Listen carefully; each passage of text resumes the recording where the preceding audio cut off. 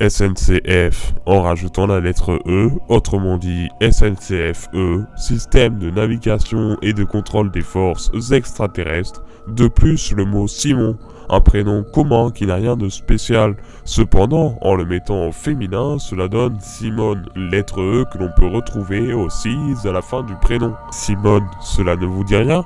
Eh bien, cherchez bien Simone Hérold, la voix officielle depuis 40 ans de la SNCF. Les TGV numéro 8625 et 8025 en provenance de Paris-Montparnasse serait-elle, elle aussi, complot de cette invasion d'extraterrestres? Posez-vous la question, serait-elle à un poste aussi élevé dans l'organisme de la SNCF auprès d'extraterrestres si elle ne serait pas, elle aussi, dans le coup? Nous avons la preuve que les extraterrestres contrôlent la SNCF, ce qui leur permet d'obtenir quelques informations sur le peuple terrien pour prévoir une invasion par les routes ferroviaires ayant infiltré le personnel lui-même de la SNCF. Personne ne peut donc les démasquer. De plus, avez-vous remarqué partout dans les gares ce genre de choses, des caméras de surveillance pour votre sécurité? Je ne crois pas. Je pense plutôt que ces caméras et systèmes de surveillance sont uniquement là dans un seul but, surveiller les mouvements des voyageurs, ainsi que des systèmes de contrôle pour assurer leur discrétion totale.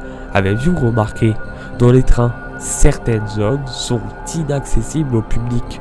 Que se cache-t-il derrière ces portes? Des transports d'armes et de technologies avancées sont présentes. N'essayez pas d'y rentrer ou vous n'en ressortirez pas vivant. De plus, dans cette grande entreprise, rien ne vous choque?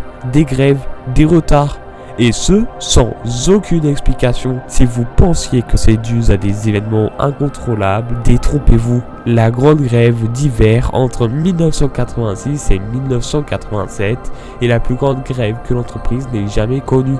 Une raison à cette grève? Eh bien oui, économiser de l'électricité pour pouvoir préparer des ressources d'électricité et préparer une plus grande arme que le TGV lui-même inauguré le 22 septembre 1981. Vous êtes-vous déjà posé la question, comment ont-ils pu faire rouler un si grand poids à une si grande vitesse?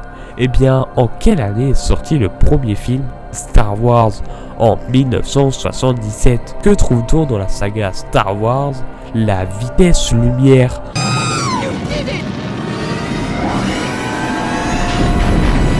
Un partenariat donc entre le gouvernement et George Lucas lui-même. De plus, le 1er janvier 1938, la création de la SNCF 1938. Cela ne vous dit rien? Eh bien, moi non plus. De plus, SNCF, organisme ayant le monopole sur tout l'État. Pourquoi? Car il n'y a pas plusieurs races d'extraterrestres dans le monde. Eh bien, on le pensait aussi, jusqu'à ce que Trentia, une entreprise ferroviaire également, qui vient concurrencer la SNCF, 80 ans de monopole qui se termine pour eux. Cela signifie deux races d'aliens, une guerre entre eux pour un seul but, conquérir la Terre. Pour terminer, le gouvernement de la République est fondatrice de cette entreprise.